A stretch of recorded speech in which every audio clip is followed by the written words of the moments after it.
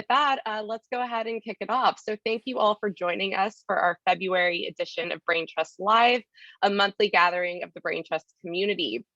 For those of you who are new to the network, Braintrust is the first decentralized talent network connecting highly skilled tech talent with the world's leading brands and most interesting startups.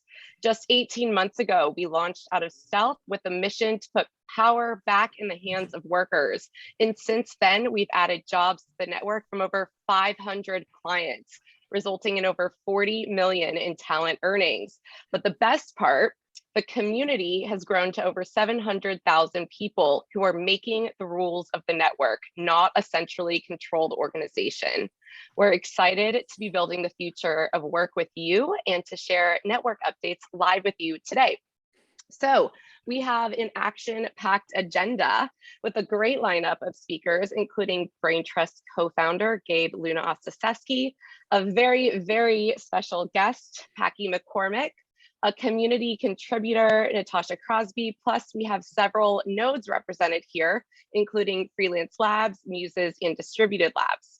So today's theme of the day is all about transparency and why it's a key reason we believe Web3 networks will outperform Web2 networks. And so to kick off that discussion, I'd like to have Gabe talk about why we're making all of Braintrust data public through the network dashboard. Take it away, Gabe. Thanks, Barbara. Gabe Luna-Ostaseski here, co-founder of Braintrust. Just for a quick background, I've spent my entire career both building and investing in Web2 marketplaces. So I've started a couple. I've also invested through my own venture fund in about 45 different marketplaces. So we always say like the best people to burn it down are the people that created it. And so I thought I'd share a little bit of a reference point for some of you that are maybe new to Web3 and trying to get some reference points.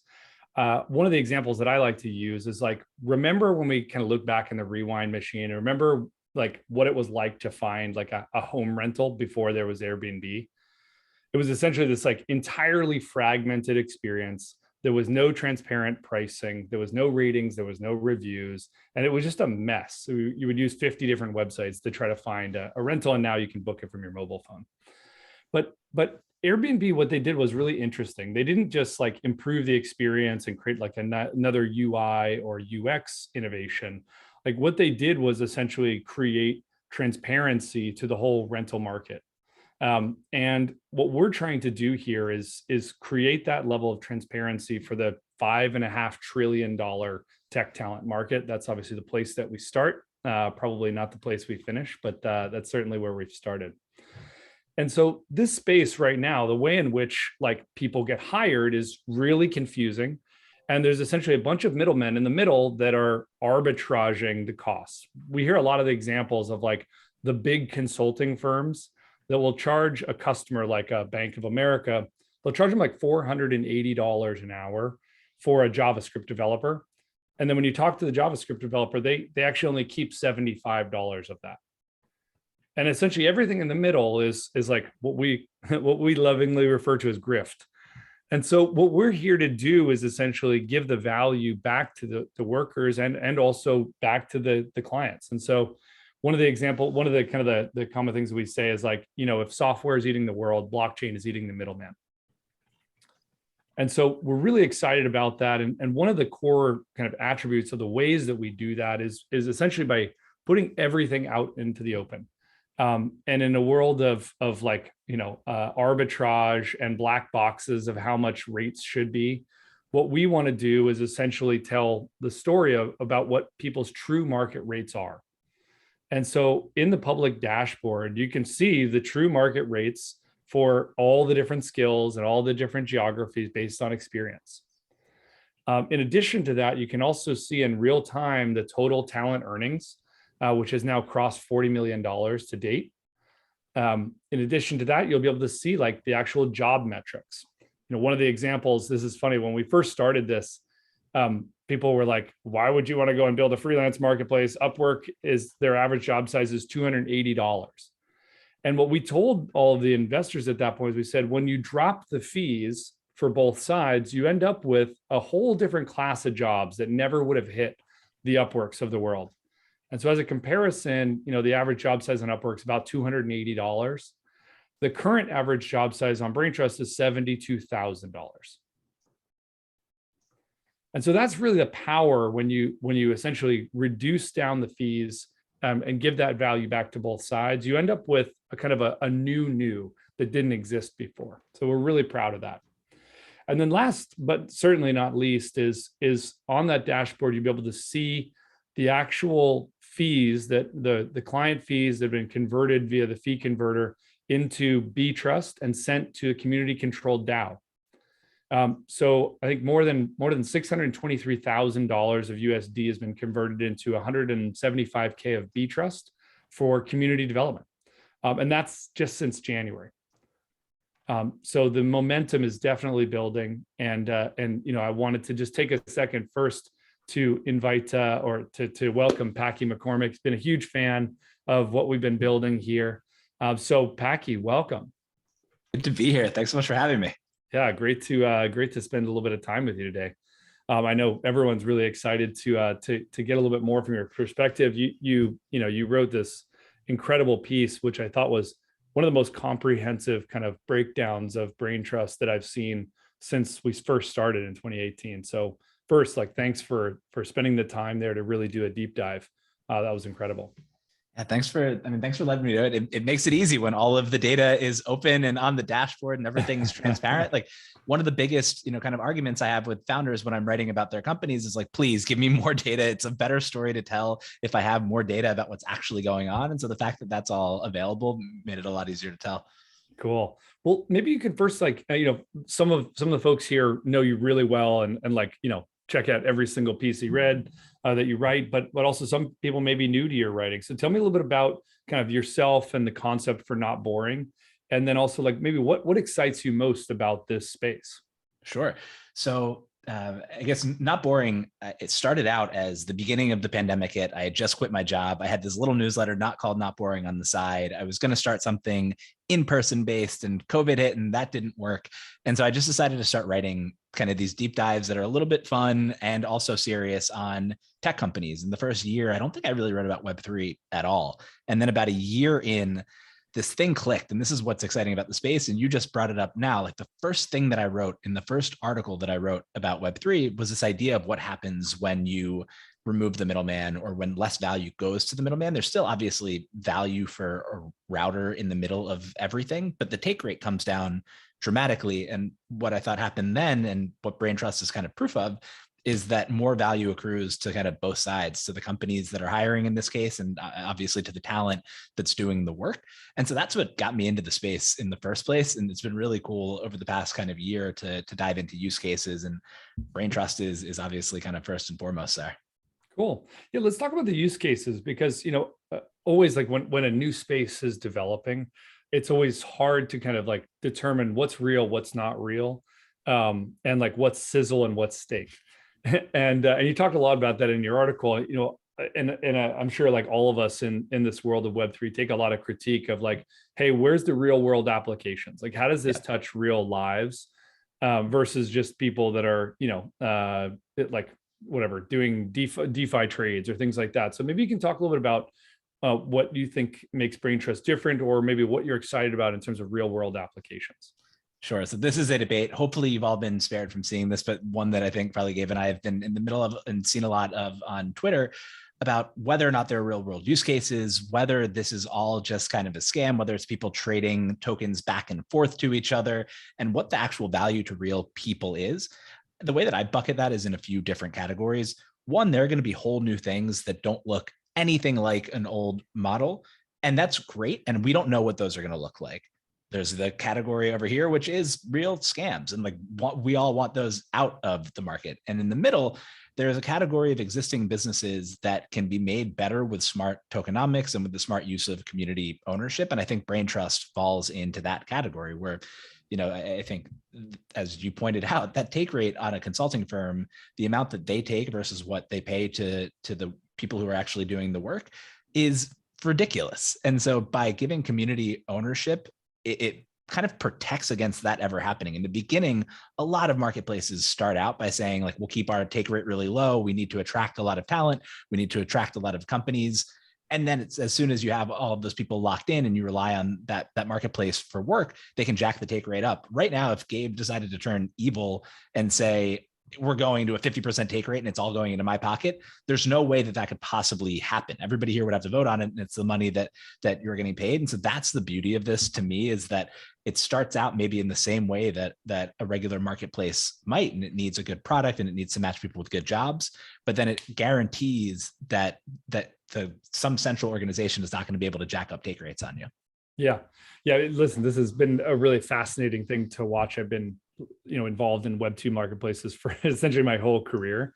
And one of the interesting things is that it takes quite a long time, basically, for those marketplaces to go up what's called the S curve, which is basically like they're basically venture subsidized, right? So like when you first started using Uber, like the rides were super cheap. Yep. Right? Everyone loved it because basically you have a bunch of venture capital that subsidizes the cost.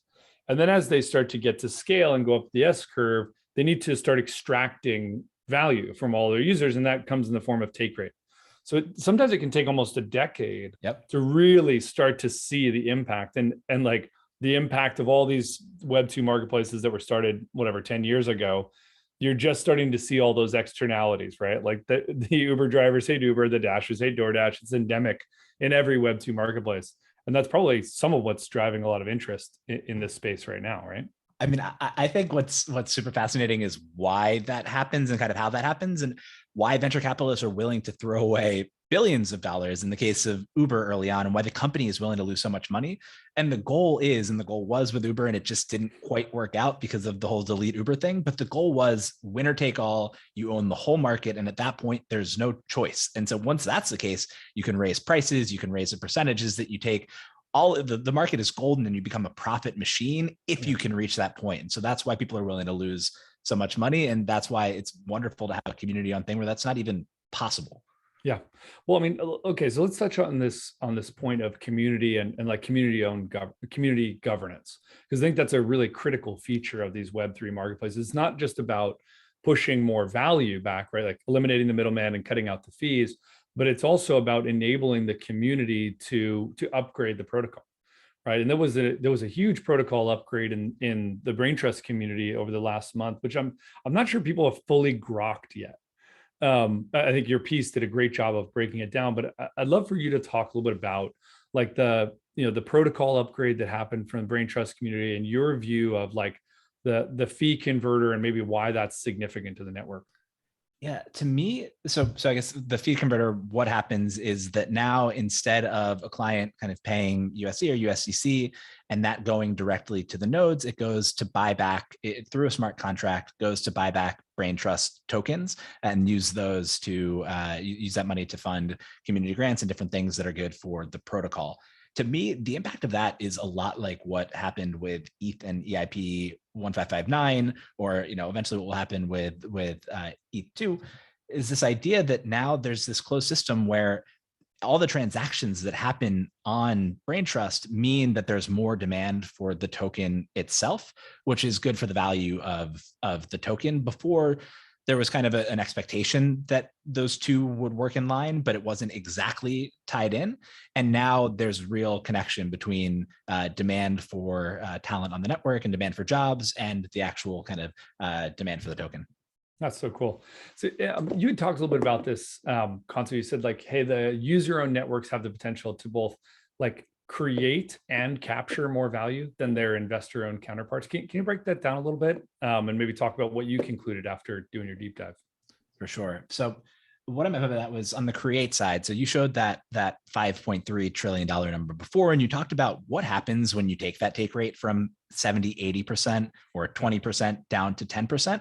And it just creates more activity on the network, more people who were going to stay in a full-time job that maybe they didn't like because it was secure and they knew that they had access to a job and they didn't have to pay 70% to somebody to get that job. Maybe they would just stay in that job before. With a lower take rate and an easy opportunity to find great jobs, it makes it much more likely that people are going to start working more flexibly like they want to and doing the jobs that they want to and all of that. So that expands the market. And then two, you have this kind of Braintrust token now that everybody who's involved in the Braintrust community benefits from more activity in the Braintrust community in a very different way than is the case with a Web2 platform. One of the pushbacks you get is like, oh, well, you could own Amazon shares or you could own Airbnb shares, and sure. But the interesting thing is that with something like Braintrust, you're giving those to people for doing things that are valuable both for the network and for themselves. It's not like somebody has to go buy Braintrust tokens to make that happen. So I think that's a really kind of great way to make the ecosystem kind of work together. Yeah. Well, again, I think you do such a great job of breaking down these, what can be like both new and pretty complicated concepts, and making them like easily digestible, making them relatable.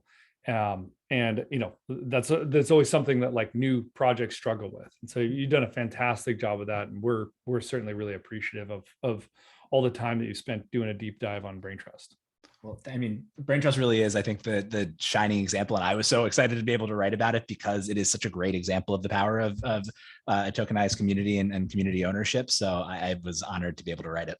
Awesome. Well, one of the next sections we're going to do, I think Barbara will introduce it, but we'll actually go through some of the numbers, right? In full transparency, like sharing the numbers, sharing what's being worked on right now, and kind of related back to the concept we just talked about. So. Thank you so much, Packy, for joining us. What a fantastic conversation. Really, really appreciate you spending the time here with the community. Of course. Thanks for having me. So next up, as Gabe referenced, in the theme of continued transparency, we are excited to begin sharing a quarterly scorecard of performance of the network, which can now be found on our community guidebook. You can just go to the Braintrust website, look for docs, and you can access all of this information, including our Q1 roadmap. So Gabe, do you want to kind of walk us through what's on this scorecard and explain all of these different metrics? Yeah, so first, let's just kind of go over a couple of terms. For those of you that are new to marketplaces, I think these are really important terms to understand. We repeat them a lot, but also a lot of folks are new to marketplaces. So there's kind of three core numbers here. The first is what's called gross services volume. In other marketplaces, like in e-commerce marketplaces, they call it GMV, gross merchandise volume. But obviously, the nature of the work that's happening on Braintrust is services. So that's the first kind of top line revenue number, and that's essentially cash collected, right? And then the second part is gross contract value. And that's kind of like what we refer to as bookings. So I'll give you a good example right here is basically if somebody hires 3 developers billing $10K a month for 6 months, that would be, the GCV would be $198K. And the GSV would be actually the cash collected on a monthly basis that flows through the network. And then GSV attrition means basically the revenue that is cycling off. A lot of people do projects on the platform. So it's not necessarily a bad thing, but it basically, if you have lower attrition of GSV, what it means is people are extending their contracts and working with people for a very, very long time. So those are 3 really important metrics to understand of how revenue flows through the network. The targets that we had set in Q4, which ends January 31st, so our fiscal year ends January 31st. In that quarter, we're 100% on target in terms of the GSV, if you highlight that on the top part. And then in terms of bookings, actually end up increasing beyond the bookings number. And I'm blowing the total GCV final number out of the water. And then ending up actually having lower GSV attrition. So overall, it was a fantastic quarter. But I think even more importantly than that, well, go back for a second, is if we look at the year.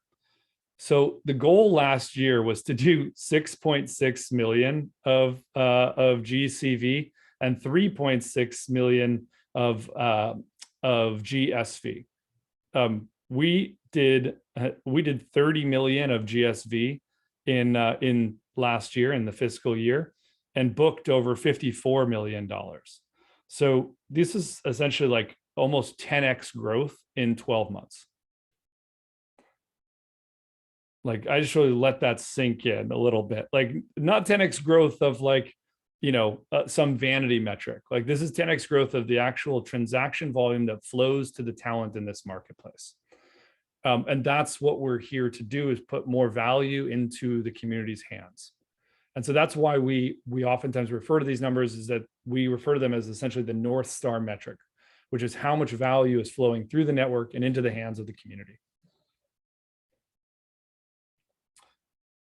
So we can go on to the next slide, please. And then a couple of kind of core KPIs that ladder back to those things. The first is looking at the number of people that get hired, right? Obviously, that's an input to get to the revenue number. Blew out that number. The second was fill rates. So what fill rate is essentially the number of jobs that are posted and the amount of those jobs that end up getting filled, right? And so we want to constantly increase that number, because it shows that the more jobs that are being posted by clients are being filled at a higher rate, which creates a better experience for clients and a better experience for talent, and makes the flywheel turn faster. So those numbers were all, besides December, which is obviously for holiday reasons, is a normal one for it to be a little bit down. But the other months, we blew those numbers out of the water, meaning that the network is improving. It's getting more and more efficient and more effective at turning the jobs that are getting posted into, into job fills. You can go on to the next slide. Now I want to talk a little bit about the rocks. So that there's now 6 core nodes that are essentially coordinating to help build the Braintrust network, in addition to an incredible amount of community contributions. Those nodes are essentially coordinating on a small set of things that are very, very important for the network success. The first one is essentially growing the technical and product capacity. And one of the rocks is essentially enabling community members, non-core team members or non-core node contributors, to write code, to design new features, and essentially contribute to the open source project. So a lot of work to be done to be able to enable that functionality for all of our community members around the world to be able to contribute. So that's really what Rock 1 and 2 are around, is essentially enabling our global community across 157 countries to be able to contribute in really meaningful ways to the core product. The third one is really around improving the community and talent experience. We have a long way to go here. As a talent-owned network, like, we should be the best place on the planet for people to do their work. And listen, we have a long way to go. I think we've made some great strides in terms of, creating, zero fees and creating, user-owned governance, but this should be a delightful experience from beginning to end. And so there's huge investments going into making the talent experience much better than it is today. Rock number 4 is really around improving matching quality and automation. And so there's a ton going on behind the scenes to essentially improve the matching algorithm and enable people to surface and get the jobs that they really want. So tons of work over this next quarter on matching and scaling. And then the last one is continuing to grow and scale GSV. We have really ambitious goals for this fiscal year.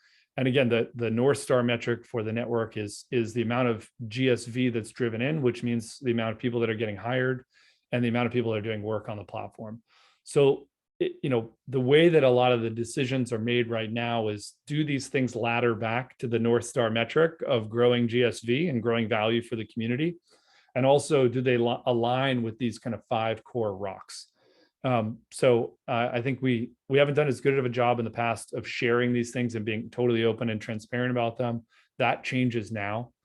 And so you'll see a lot more of us, talking about this roadmap, and it's also now public in the docs. So anyone can see it at any given time. I've been talking for a while, so I'm going to pass the torch here. All right, Kat, you have an exciting update with Natasha. I do indeed. Yes. So great news for everybody here. We are almost ready to launch a community swag store. So if you were on Braintrust Live last month, you might have remembered this conversation. We had a community member pinged into the chat and said, hey, is there a merch store where I can buy my own Braintrust shirt? And, this is something that we've been, had kind of as a nice to have goal, lofty, something that we always wanted to produce, but never quite had the resources or the time or the help to produce. And then we had Natasha Crosby, who is a UX designer in the network, raised hand and said, hey, I would love to help get this going. Let's get this live. So with that said, I would like to turn it over to Natasha to share a little bit about the process of preparing to launch our swag store and a little more information about what you'll be able to buy there. Natasha. Thanks, Kat. Hi, guys. I'm Natasha. I'm a community member, and this request resonated with me because I've been on Braintrust for a year, but not really active since last November. And once I really got a feel for what Braintrust is about as a lifetime freelancer, I was like, wow, this is a big deal. We need to get the word out. And with a background in marketing, when the word came out that we wanted a swag store, I'm like, hey, I'm your girl for that. So got plugged in with Kat, and we're like, okay, so let's think about some things. What would resonate with the community? So we thought, okay, we want to create products that are really nice quality, have a variety of offerings, everything from a mouse pad and stickers to socks. Gabe was talking about socks. I think he just wanted to be comfy. So he was like socks and flannel shirts and winter apparel. And we thought, what a great way to get the word out. So Kat and I looked at different vendors. We looked at different offerings, minimum print runs. How can we have seasonal drops to promote certain items? So we looked at all that in a very short period of time because we saw that there was such a need for it, and just put our heads together and came up with some ideas for products that we want to put out there. We really wanted to look at things that would resonate with a variety of people. Some people may never wear a t-shirt with a big logo on it, but some people might. So we wanted to have things where it's like a subtle little representation of Braintrust to, hey, this is in your face, what's that about? So, we kind of tried to run the range of different offerings and really get it out there in record time. And we're still working on that, but I think we've come pretty far in kind of narrowing down an initial offering list of maybe 5 to 8 different products. We can put it out there, get a feel for what people like, think about feedback. And one of the things I wanted to point out is I'm a community member, just like most of the folks on here. And it's just so easy to get plugged in and involved and get active in what's going on. And the team is so great to work with. So with that, Kat, I'll hand it back over to you to continue. Thank you, Natasha. Appreciate it. And thank you for your help to build this. Again, if you're excited to see these designs, if you're excited to get some swag, if you want to get involved, you want to help out, you want to design something new, hop on over into Discord, raise your hand in the Swag Designs channel. We would love your help. We are looking to launch this early next week, so please stay tuned. Opportunities to get your hand on swag are coming imminently. With that said, trivia this Braintrust Live is a little bit different. Our prize is going to be a $50 gift card to our swag store. So get excited. I'm going to pop the question onto the next slide. And if you know the answer, pop it into the chat. Important, please make sure that you're sending it to everyone and not just hosts and panelists. We want to make sure that we have full transparency about who's the first person with the correct answer so we can award the gift card correctly. So that said, question number 1, because of the fee converter, demand for Braintrust is now programmatically linked to fill in the blank. Let's see, who's got the answer here? I think I found it. I think we got an answer. Looks like, let me just double check to make sure.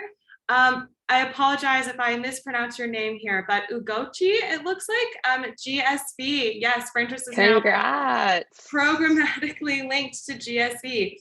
So all of those metrics that Gabe was sharing, which you can actually also now see on our network dashboard, thanks to the fee converter, demand for Braintrust is now programmatically linked to GSV. Thank you so much.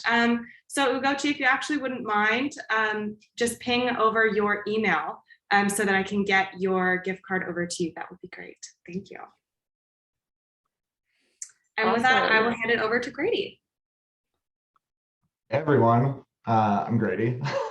For those of you who don't know me, I have the pleasure of working on the client side of the equation, so bringing in new clients and helping them get onboarded and get jobs posted for all of you. So every month we like to kind of highlight a few things. So, who's hiring in the previous month. So you can see a lot of really large logos on the enterprise side on the top bucket there. And then who's coming soon, right? So everybody always is asking, what logos are coming next, what companies are going to be hiring. And we've got some really fun ones upcoming, from Airbnb to LinkedIn to Consensus to even big ones like Walmart and Sam's Club. What's really cool about our network is we're starting to see like a lot of growth, not only on the enterprise side, which is continuing to accelerate, but also on like the fast growing startups that are well funded. Those that are like mid-sized companies as well are starting to pick up their hiring volume pretty significantly. I looked at January, and for the first time in any month to date, we actually had kind of small business and medium-sized business outpace large enterprise in hiring, where they accounted for about 60% of hires last month. So that's none of the logos on here. So while enterprise volume is going up, SMB is going up even faster. So there's a ton of opportunities right now for people that are interested in either large companies with established processes and building cool things, or joining a smaller company to help grow it from the ground up. So really exciting to see that. The other kind of big thing, and I'm going to put this probably in next month's highlights, is we're starting to get a lot of blockchain companies that are coming to us for good talent.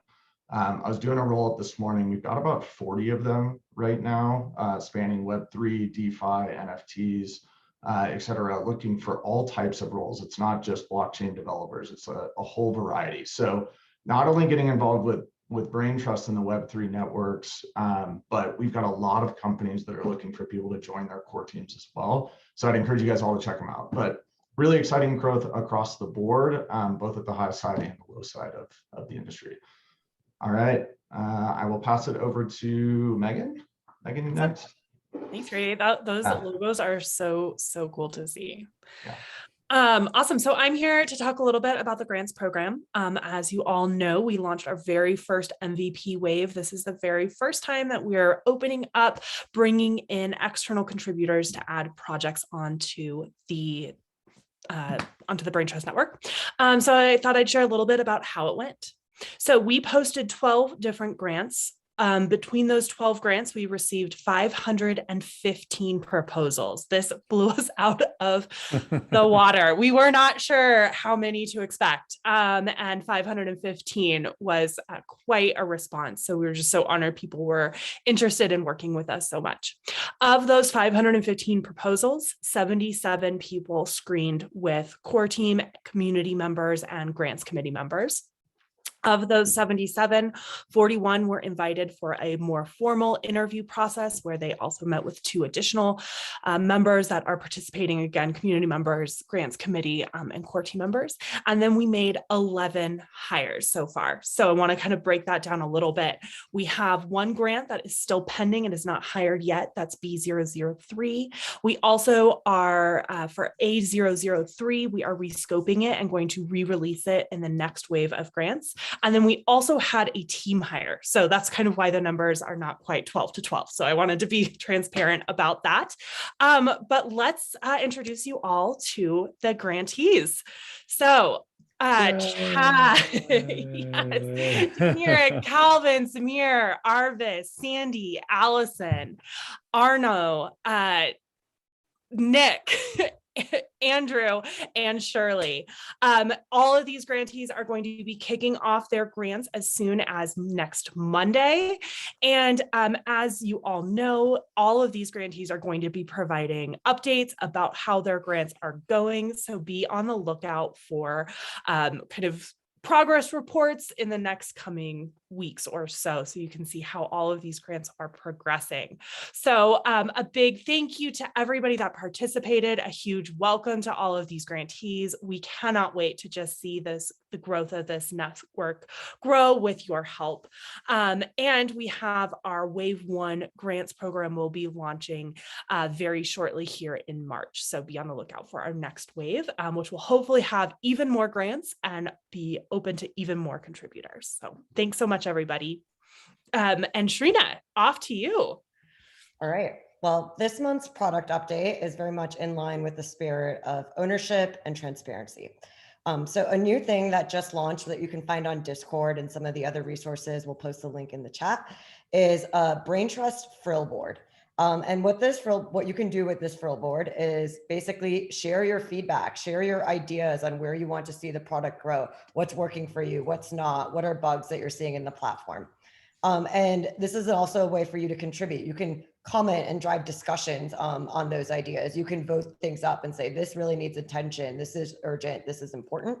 And then you can also get feedback from the core team and the nodes that are working on the roadmap in terms of what's making it into the roadmap, why or why not, and when is it going live. So this is a great new way that empowers you to contribute and join the conversation around owning the platform, and then drives transparency so you know exactly where that feedback is going and how it's being acted upon. So check it out right now. The link will be in the chat, but we're also working on a widget that will integrate it into the platform so you can provide feedback in real time as you're going through the experience and you see things that are working or need improvement. And then the second update is, as Gabe talked about, one of our big rocks is improving the talent experience. And a big part of improving the talent experience is making it easier for you to find and evaluate jobs. So last month, a huge release went out that created a lot of the building blocks that are going to allow us to continue to improve that experience. So you see now on the platform, these new job cards live, new job details view that basically gives you a lot more visibility into how you match with that specific job and how you can action on that job, either by starting a proposal or sharing the job. And then third is a new action bar that is customized and personalized to you. So you know your relationship with that job. Have you applied to it? Is that job still open? Is that job closed and was someone else hired? So giving you a lot more transparency into exactly what is going on in the life cycle of that job. So check out the new jobs board and more updates coming here that are going to help you navigate the breadth of jobs that Grady and team are bringing onto the platform. All right, passing it on to Kat. Okay, we have another opportunity to win another $50 swag store gift card. So again, please make sure you are popping your answer into the chat for everyone to see. Our next trivia question: how much Braintrust has the fee converter sent to the DAO so far? Let's see it, everybody. This is a good question. We'll see who's been paying attention. Oh, this one's stumping people, huh? Yeah, this is a good one, you know. Wow. There we go. Dan coming in hot with the correct answer. It sounds like Dan knows exactly where to look to get this information. You are correct. So far, we have converted over 175,350 Braintrust and sent it to the DAO to fund community programs. Dan, shout it out. Where did you find that number? Was there a special link that you looked at to get that info? I have a feeling you know exactly where it's from.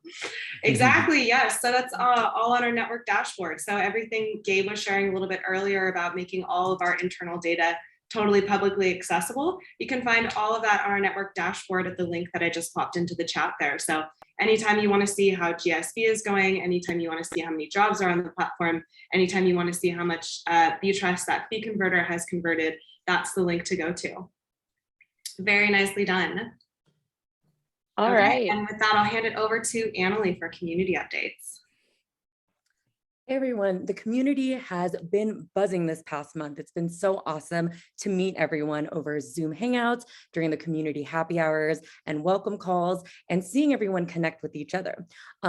Special shout out to Sahil for co-hosting the Level 1 event, another great example of being a community contributor and really enabling community connections. And I also have here screenshotted the Twitter wall of community curated content around the fee converter. And we see The Simpsons, we see Futurama, Breaking Bad. People have been getting really creative, and it's been so fun to see everyone inspired, not only by the news happening at Braintrust, but by connecting with each other. Next slide, please. And we also wanted to give a special shout out to Amanda Cathy. So as an improved talent with Braintrust, Amanda has made 6 figures in less than 6 months with Compass. She doesn't have to deal with like the bookkeeping or the boring stuff because Braintrust helps to handle that. And then Braintrust also allows clients to benefit compared to, or Braintrust also allows access to top clients, a huge benefit compared to recruiting services, which aren't always the most fun to deal with. So not only can Amanda pursue her passions, it's just so much easier to be a freelancer in this with Braintrust. And if you're interested in having your talent story highlighted, reach out to us. Thank you. And next up, you all are probably wondering, how can I continue to get involved? So Shirley, can you please tell us what opportunities there are right now? I would be so delighted to tell you. It's so great to see everyone. I was scrolling the attendees list. Shout out to Siddharth, Dr. Calvin Blanchard, the list goes on. I shouldn't have named anyone individually, but I'm just so excited to see you time and time, month and month, over and over again. So let me tell you how to get involved for those who are new to the community, especially those who are talents, who are probably not necessarily super familiar with crypto or DAO organizations. Let me just give you a very brief overview of what is DAO. If you're interested, head to our Discord to learn more. What is Web3? What is DAO, right? So essentially a decentralized autonomous organization. The Generalist is a Web3 publication. They say that DAOs are more than just a Discord channel, right, with a native token. Rather, they're entities geared towards a shared purpose, the creation of value. And this common denominator across our stated articulations. And so there are different ways to reward contributors, right? So both intrinsic and extrinsic. We talked about this with our community members before. The most prominent reward in the Braintrust network is obviously ownership, right? However, ownership is not fostered through financial incentive design, but through long-term community building. That's how you create long-term relationships, as well as finding the builders of the network who are here for the right reasons. But of course, there are also fun rewards, right? That's more lighter, right? That you can earn and contribute on a day-to-day basis. And that includes bounties, right? And so that's why talents of the network, if you see us talk about bounties, this is what it's about. It's part of the Web3 projects, it's part of being a crypto project. There are bounties you can participate in. It's not mandatory, but it's something, if you feel like contributing in light ways, you can do so through bounties. Grants are larger projects, bounties are smaller projects that are quicker to do, to execute. And so I just want to make you aware, because of the fee converter protocol upgrade, it's a huge deal for the network. We have been seeing community members creating content, writing articles, tweeting about this. And why Twitter and YouTube? Because that's where Web3 community lives, right? And so inspired by the community, we've created a few bounties for anyone to participate. This is also your opportunity to learn more about Web3 and the fee converter. Resources are out there. I've personally linked a bunch of resources in each of these bounties. If you say you're interested in learning about Web3, click on these bounties, read the links that I've linked, and try to participate in them. I promise you, if you spend even an hour in this, you'll learn so much just by going through this exercise. And hey, you might win Braintrust. So different bounties for different folks, article bounties, flywheel graphic bounties. There's some amazing creatives out there, and also Twitter thread bounties and meme bounties. So I encourage you to participate. This is a very short spiel of what bounties are for talents. If you're not super familiar with what that is, happy to chat with you more about this philosophy and why we're doing bounties in the network. That's it from me. Thanks, Shirley. And thank you all for joining us today. That wraps our agenda. We got through a lot in 50 minutes, and we heard from last month that people really enjoyed the 45-50-minute mark for our Braintrust Live. As a reminder, we do these monthly, so be on the lookout for next month's event. It'll be around the third week of March, and we'll have another jam-packed morning or evening for you of updates around the network. And if you want to click to the next slide, Kat, if you want to continue the conversation right now, we invite you to hang out with us for another 10 minutes on Discord. And as a reminder, if you are a level 0 and want to level up to level 1, you can submit proof of work in the Braintrust Live channel right now after this event. So thank you all so much. Huge shout out again to Packy and Natasha for joining us. We really appreciated hearing from you and all of your wonderful insights and how you've been contributing to the community. So thank you all again. Hope you have a great rest of your day or evening, and we will see you next month.